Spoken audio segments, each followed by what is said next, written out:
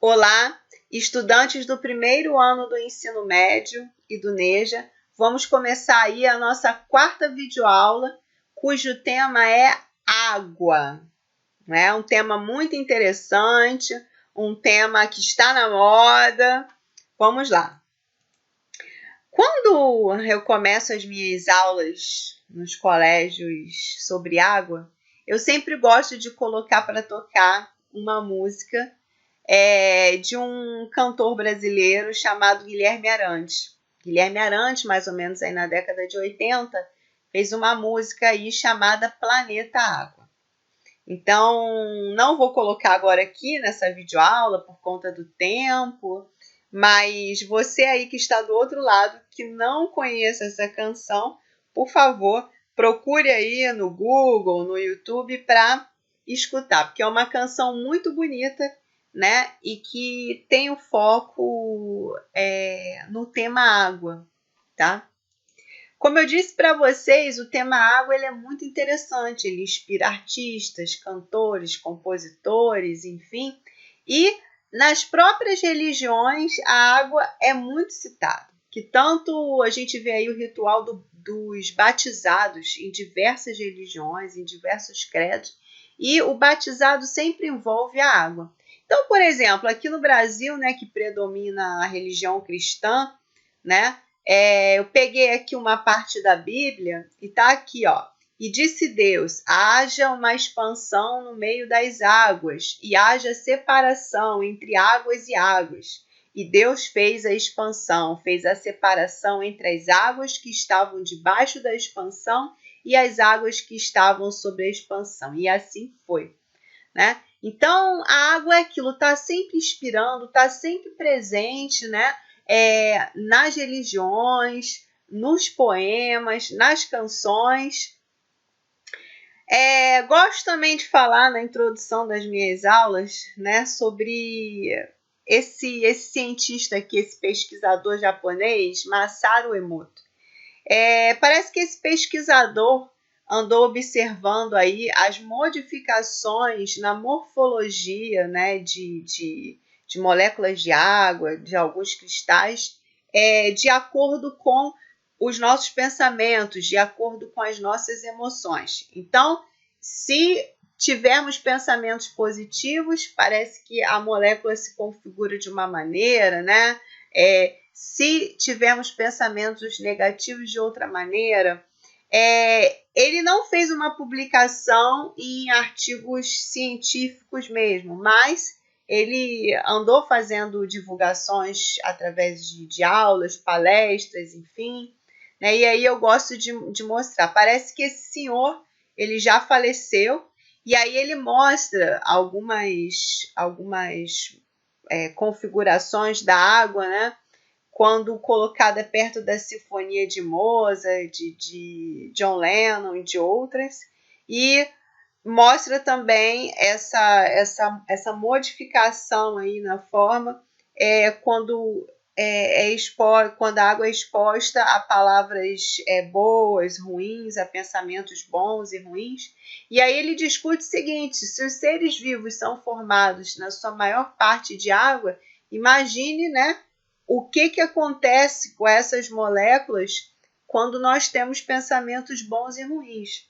Então, você vai ter todo um impacto no seu organismo por conta disso. Mas, enfim, né, eu gosto de introduzir a aula sobre água com essas discussões, né, com poesia, com religião, com música, com palestras, né, para tornar aí o tema interessante. Mas vamos lá. Muitos de vocês aí já devem ter ouvido falar o seguinte, que o planeta Terra não deveria ser chamado planeta Terra, deveria ser chamado planeta Água, por conta da grande quantidade de água, né? Por conta de nós observarmos essa grande porcentagem da superfície da Terra ocupada por água. E aí, você que está do outro lado, você acha que a Terra deveria se chamar planeta Água ou não? Pare para pensar. Bom, na verdade, o correto é planeta Terra mesmo. Por quê? Porque debaixo da água nós temos o quê? Terra. E O planeta Terra ele é um planeta rochoso, né? É um planeta que tem lá aquelas camadas, né? Crosta, manto, núcleo. Então, aquilo tudo ali é rocha, né? Ele não é composto, em sua maior parte, por água, não. Tá? Tem uma grande quantidade, mas não. E debaixo da água tem terra. Então, por isso o nome planeta Terra. Vamos lá. Bom, com relação à distribuição da água no planeta Terra, nós temos a dizer o seguinte: 97,5% da água do nosso planeta é salgada. Apenas 2,5% é doce. Olha só. E desses 2,5% de água doce, 0,5% é de água subterrânea, aproximadamente 2% está na forma de gelo, menos de 1% está na forma de água potável e rios e lagos, e menos de 1% na atmosfera, que é naquela forma gasosa, enfim. Então, repare só, o que nós utilizamos no geral é esse aqui, ó, rios e lagos, né, que dá menos de 1%, que é menos de 1% da água do nosso planeta. Vocês têm noção, né, de quanto essa quantidade ela é pequena mediante ao crescimento da população? Hoje a humanidade aí atinge mais de 6 bilhões de pessoas, não é? Tá mais ou menos isso aí.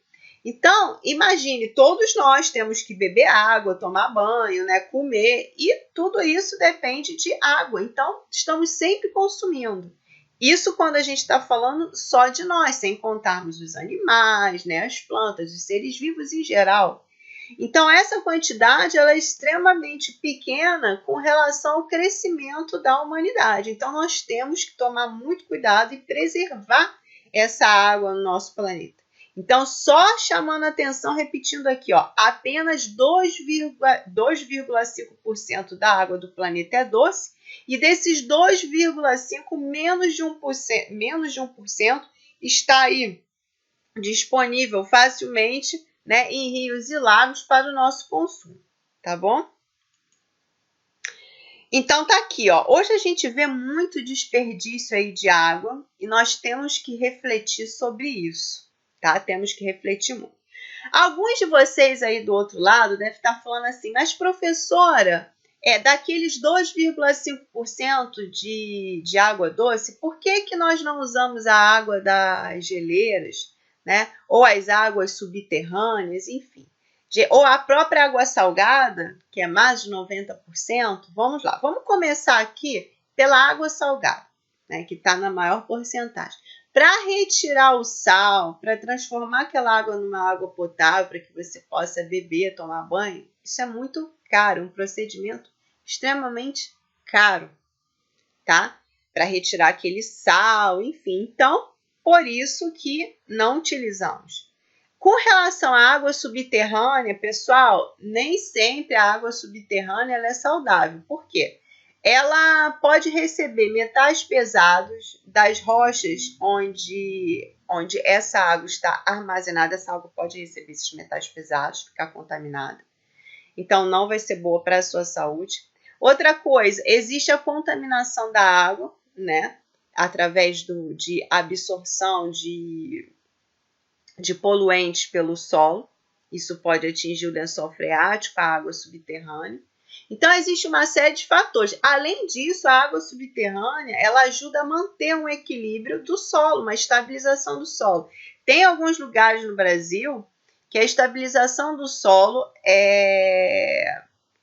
não está boa, né? Existem municípios, cidades que estão condenados, estão sendo rachados. Por quê? Porque tiraram muita água do subsolo e isso fez com que houvesse uma interferência na manutenção daquele solo, do equilíbrio daquele solo. E o município, as cidades estão o quê? Rachando. Então, não é assim chegar lá e sair retirando água. Então, por isso, né, que a gente tem que preservar, né, a pouca água disponível com facilidade que nós temos em rios e lagos. Porque obter da água do mar é difícil, é custoso, do subsolo a obtenção também é problemática por conta dessas coisas que eu acabei de explicar para vocês. Aí alguns vão dizer, e do gelo? Então, com relação às geleiras também, né? Você causaria um grande impacto ambiental, derretendo, pegando água dali, né? E ali também teria que fazer alguma retirada de sal e etc. Então, temos que preservar. Essas imagens aqui que eu estou colocando, ó, pessoas lavando carro, lavando calçada, né, vazamentos, tá vendo? Pessoal aí que escova dente, fica deixando a água ligada ali direto. São desperdícios que nós podemos evitar, gente. Podemos evitar. Bom, esse aqui é um cartaz que eu achei interessante, que eu peguei aí na internet, mostrando algumas atitudes que nós podemos ter para evitar o desperdício da água. Como, por exemplo, não tomar banho mais do que 5 minutos, evitar deixar vazamentos por muito tempo, às vezes aquele registro que está vazando, aquela torneira que fica pingando, não deixar descarga vazando ali por muito tempo. Quando for lavar roupa na máquina, lavar, né, com a máquina cheia, logo de água, não ficar lavando calçada com mangueira, né? É um absurdo, o pessoal fica empurrando folha com água, né? É um absurdo. Não deixar aqueles jardins regando o tempo todo. Você vai lá, joga água e pronto, não fica deixando aquela água girando toda a vida. Então, isso tudo isso tudo aqui mostra para a gente alguns exemplos de atitudes que podemos ter para evitarmos o desperdício de água. Aqui, olha só, poluição da água, né? A gente sabe aí que muitos centros urbanos poluem aí lagos, lagoas, mares, oceanos, rios, lançando esgoto, né? Sem tratamento, enfim. E aí a gente vê isso aqui, ó, essas cenas. Isso aqui, se eu não me engano, eu acho que é na Índia, eu não estou me lembrando, tá? Mas aqui, repare a quantidade de lixo, né? Enfim, que essa menina tá aqui mergulhada, né? Olha só. Aqui também, ó, repara o esgoto caindo aqui, ó, né? Então, nós temos que evitar a poluição da água, não só o desperdício, como também a poluição da água. Aqui, ó, uma outra forma também de contaminar a água. Então, em muitas plantações existe aí a aplicação de agrotóxicos, né? Enfim, para matar lá ervas daninhas, insetos, pragas que venham atacar as plantas, enfim. E aí, esses agrotóxicos, né? Eles podem ser absorvidos pelo solo e chegar até o lençol freático, até a água subterrânea. E essa, por sua vez, vai aflorar em algum lugar, gerando um rio, uma nascente. Isso, né, pode gerar problemas. Ou então alguém perfura ali e consome aquela água que era subterrânea, né, e isso pode fazer mal. Além disso, quando chove, a água da chuva pode carrear esses agrotóxicos para os rios, para os lagos, enfim, que estejam ali mais próximos, contaminando aquela água.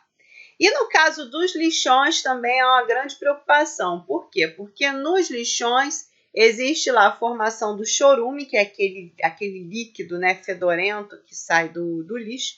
Esse líquido contaminado também penetra o solo e acaba chegando ao lençol freático, contaminando ali a água daquele lençol freático. Por isso, tão importante a construção dos aterros sanitários, que coloca o quê? Uma capa, né? Uma capa ali de cimento, enfim, onde o lixo é colocado e aí esse chorume não é absorvido pelo solo e não contamina a água subterrânea.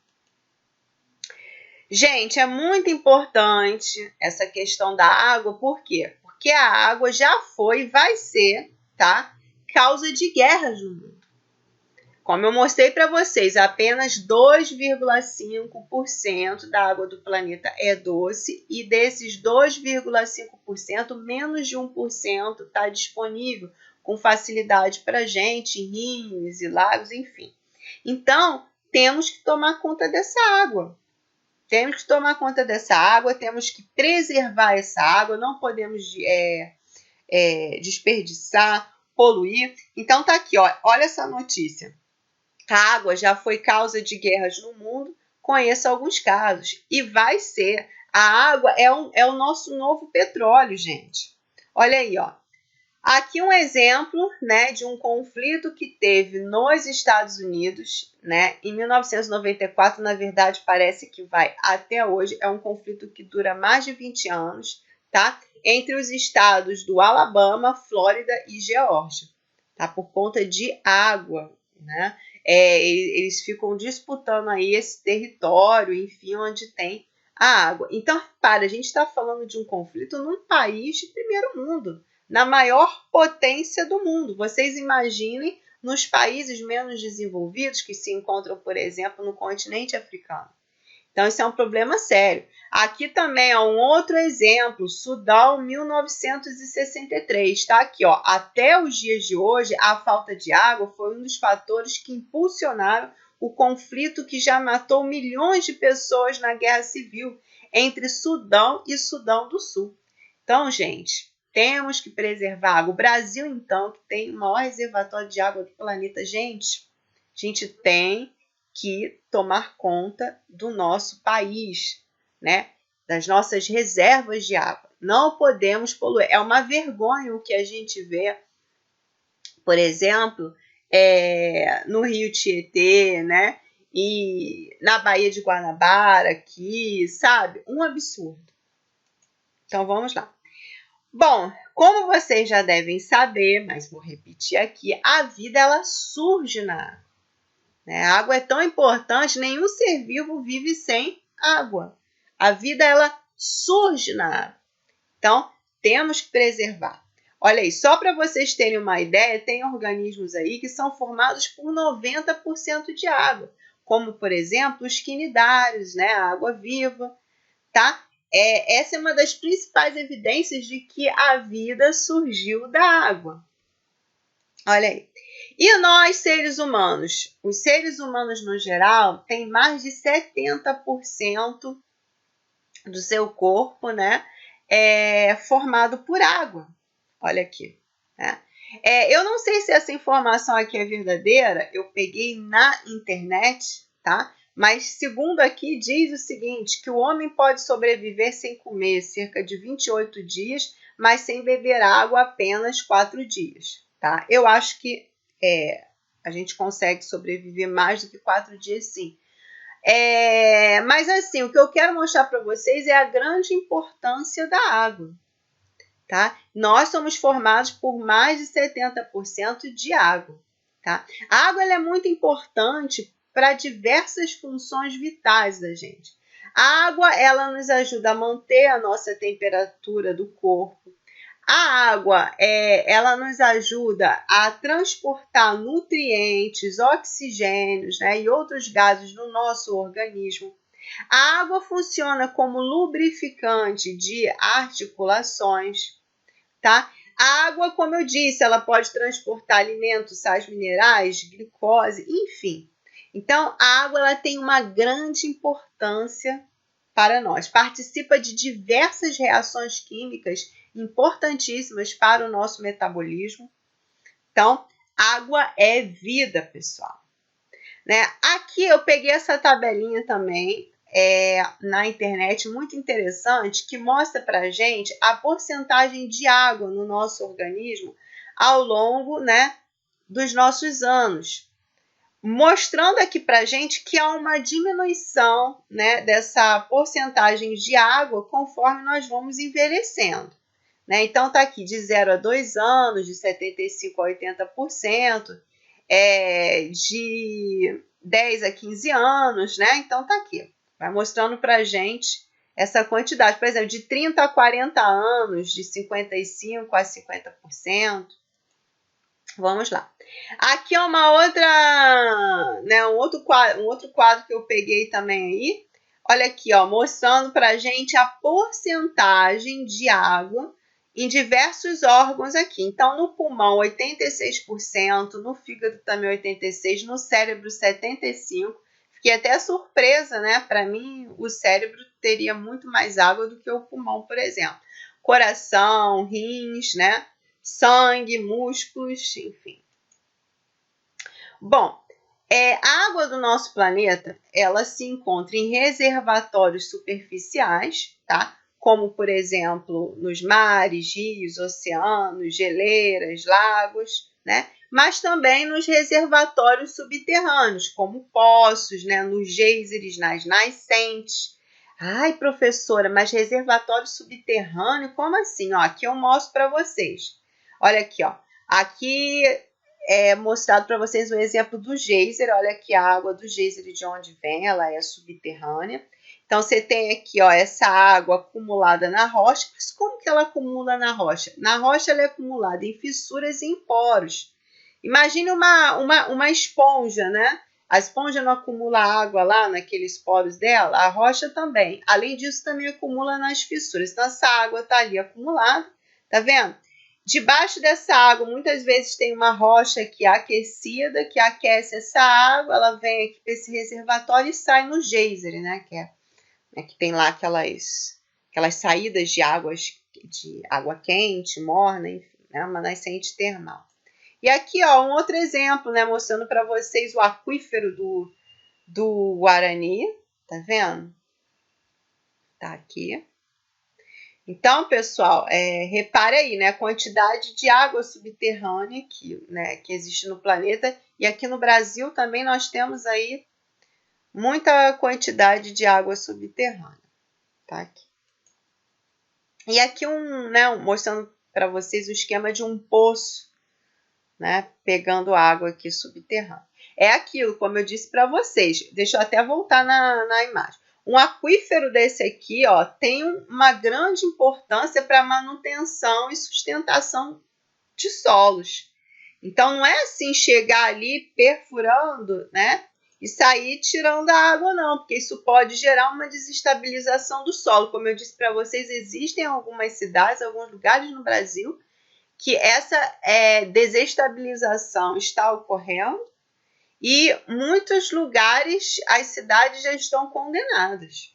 Ninguém nem constrói mais por conta dessa retirada de água subterrânea, exageradamente, sem um planejamento. Tá? É muito importante a gente falar também sobre o ciclo da água. O ciclo da água ele é muito importante para a manutenção da temperatura do planeta, para a manutenção da vida do planeta. Então, você tem aqui o Sol. O Sol, né, aquece, né, a água do planeta. Essa água ela é evaporada. Quando ela é evaporada, ela passou ali do estado líquido para o estado gasoso, para o estado de vapor, sobe. Quando ela sobe, ela atinge alturas onde a temperatura é mais baixa, então ela passa do estado gasoso de vapor para o estado líquido, se transformando ali em gotícula, ou seja, sofrendo o processo de condensação, que é a passagem do estado gasoso para o estado líquido. Essas gotículas de água ficam acumuladas, formando o que vocês conhecem como nuvens. E quando essas nuvens estão bem pesadas, ocorre o quê? A precipitação, tá? Quando a chuva cai, essa água pode ser acumulada nesses reservatórios superficiais ou pode ser absorvida pelo solo e vai ser acumulada nos reservatórios subterrâneos, tá? Além disso, também ocorre aí a transpiração das plantas, que também libera gotículas de água que vão ser evaporadas, vão chegar nessas nuvens. E assim, a gente vai tendo o quê? O ciclo da água, né? Depois, novamente, ocorre evaporação, aí tudo de novo, ocorre evaporação, passa do estado líquido para o gasoso, depois do gasoso para o líquido através da condensação, formam-se as nuvens e a precipitação ocorre, e aí essa água ela cai nos reservatórios superficiais ou é absorvida, e assim, né, o ciclo vai acontecendo. Aqui, uma imagem desse ciclo com mais detalhes, mostrando para a gente um ciclo aqui mais detalhado. Então, está aqui o armazenamento de água no gelo, precipitação, escoamento proveniente, escoamento superficial proveniente do degelo, que é o derretimento do gelo, né? E formação de rios, tá vendo? E aí evaporação dessa água, depois de novo condensação, formação de nuvens, precipitação, né? A evapotranspiração que eu falei aqui também com relação às plantas. Então, gente, tá aqui. Bom, vamos falar aqui sobre a estrutura molecular da água agora. A água ela é formada por 2 átomos de hidrogênio e 1 de oxigênio. É uma molécula polar. Por quê? Porque ela tem uma carga parcial aí, negativa no oxigênio e positiva nos átomos de hidrogênio, formando aqui um ângulo de aproximadamente 104 graus e meio. Pelo fato da água, né, das moléculas de água terem essa carga parcial negativa e positiva, né, existe aí a formação das pontes de hidrogênio. O que são essas pontes de hidrogênio? Olha aqui, é uma atração aí entre as moléculas de água devido à diferença nessa carga parcial aí. Então, o oxigênio ele tem uma carga parcial negativa que atrai um pouco aqui o hidrogênio que tem essa carga parcial positiva. Então, por conta disso, são formadas essas pontes de hidrogênio que permitem, tá vendo? Que permitem a união dessas moléculas de água. As moléculas de água no estado sólido, no estado líquido, né, possuem aí essas pontes de hidrogênio. Já no estado gasoso, não. Devido ao aquecimento, essas pontes de hidrogênio são fragmentadas e as moléculas de água ficam aí soltas, né? Mas aqui, ó. Bom, o fato de existir essas pontes de hidrogênio, tá? Faz com que exista uma propriedade da água chamada coesão. Então, já está dizendo aqui, ó, coesão mantém as moléculas de água coesas, unidas. Então, tá aqui, as moléculas estão coesas, unidas pelas pontes de hidrogênio. Essas pontes de hidrogênio, essa propriedade de coesão, né, faz com que exista uma tensão superficial em águas de lagos, de rios, enfim, o que permite o deslocamento de insetos por cima dessa água. Então, quando a gente observa lá, né, insetos, mosquitos, né, ali na superfície, deslocando na superfície da água, saibam vocês que isso acontece por quê? Porque existem as pontes de hidrogênio que mantêm as moléculas de água coesas, que por sua vez vai gerar uma tensão superficial, formando uma espécie de película que permite que insetos caminhem sobre a água. O que acontece? O fato das moléculas de água terem essas cargas parciais, cargas positivas, né, no oxigênio, cargas negativas no oxigênio e cargas positivas no hidrogênio, faz com que outras moléculas que estão em outras superfícies, né, em outros materiais, atraiam essa molécula de água.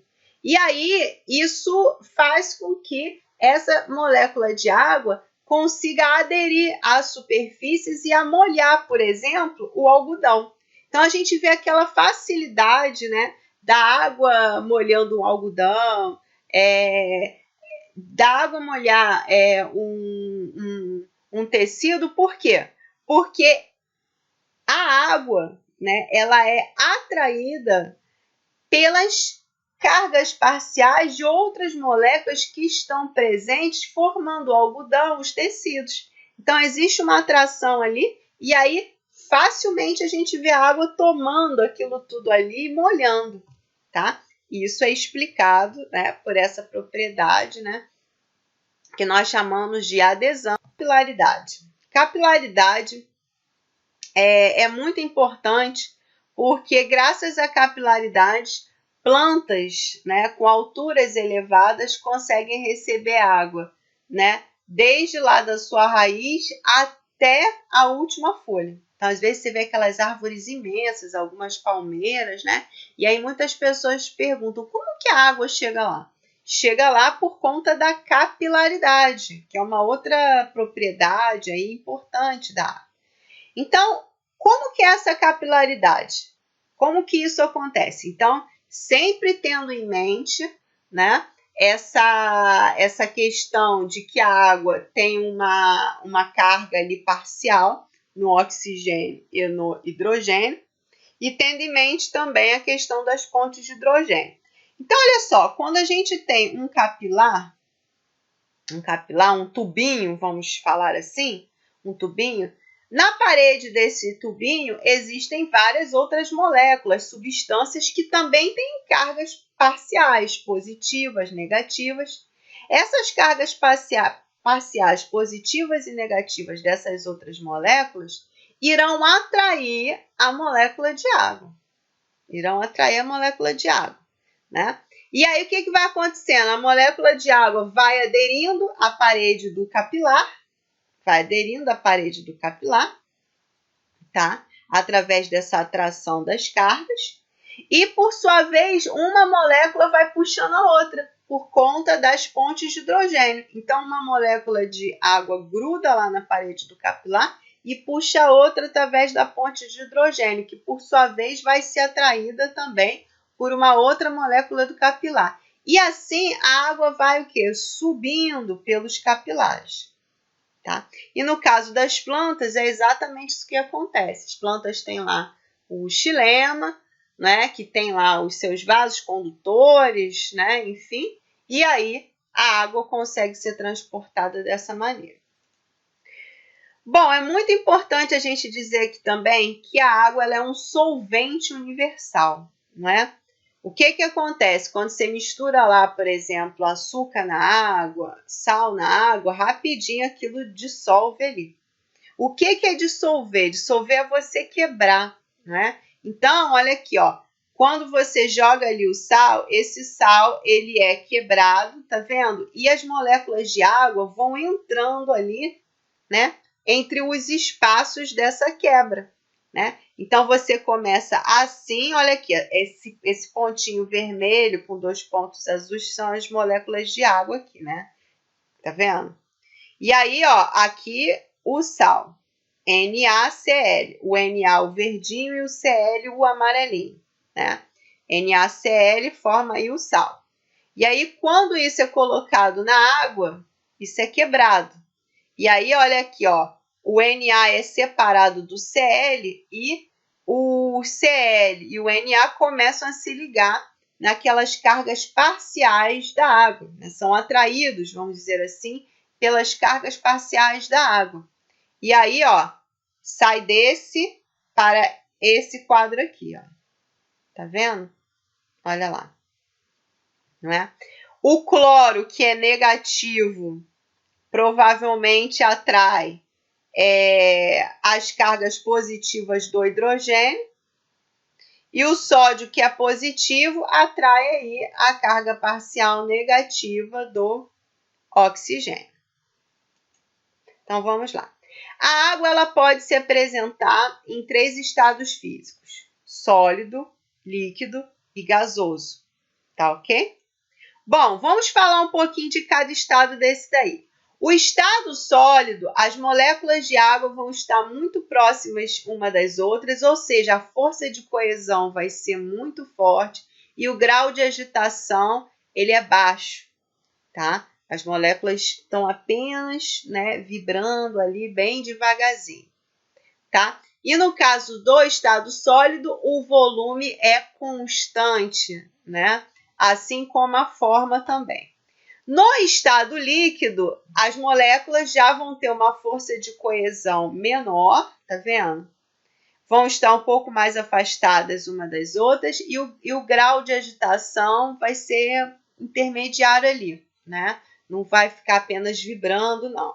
Ela já vai ter um certo grau de agitação. Então, vai ter uma força de coesão intermediária, um grau de agitação intermediário, tá? vai ter forma variável e volume constante.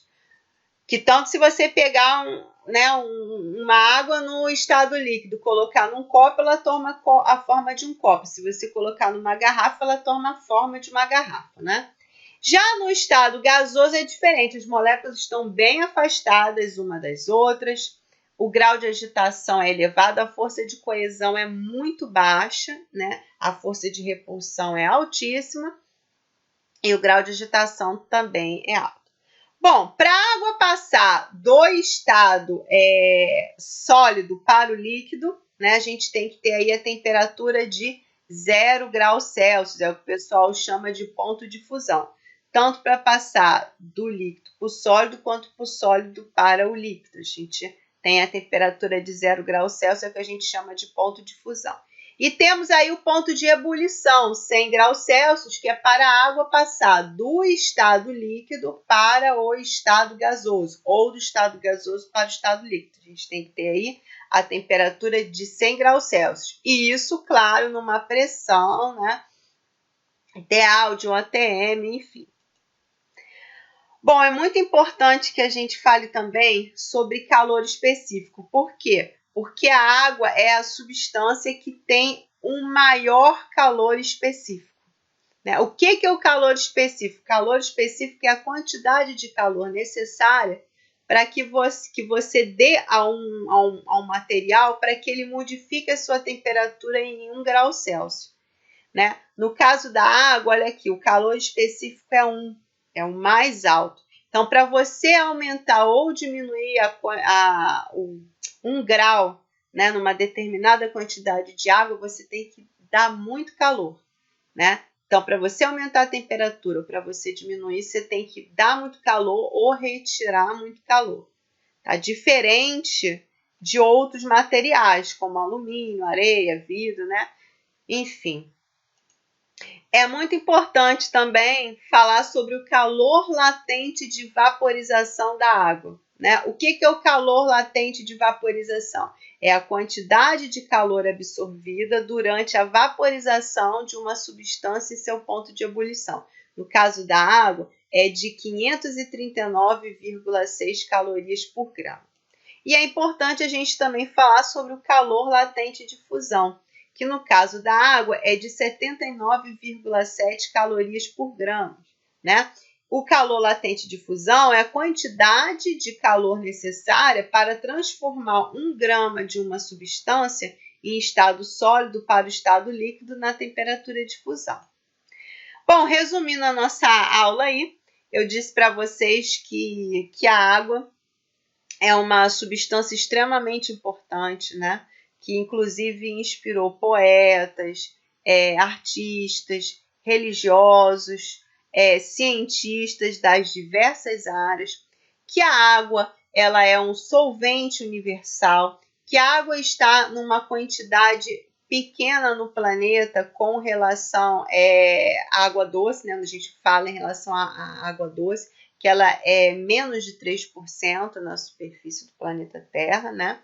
E que a água doce disponível com facilidade, né? A água para a gente utilizar no nosso dia a dia, ela está em menos de 1% na superfície terrestre, então temos que cuidar da água. O cuidar da água é não desperdiçá-la, não poluí-la, tá ok? Vimos aí que não vivemos sem água, os seres vivos vieram da água e nós somos formados em maior parte por água, tá ok? Vimos aí que a água pode se apresentar em diversos estados físicos, sólido, líquido e gasoso, que a água ela tem lá o seu ponto de fusão, 0 graus Celsius, seu ponto de ebulição, 100 graus Celsius, a pressão de uma atm, né?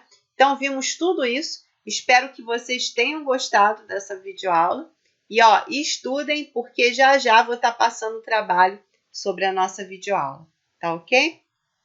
Tchauzinho. E aqui, eu quero terminar dizendo o seguinte, uma frase aqui de William Shakespeare. As falhas dos homens eternizam-se no bronze. As suas virtudes escrevemos na água. Pessoal, um beijo, um abraço. Tchau, tchau.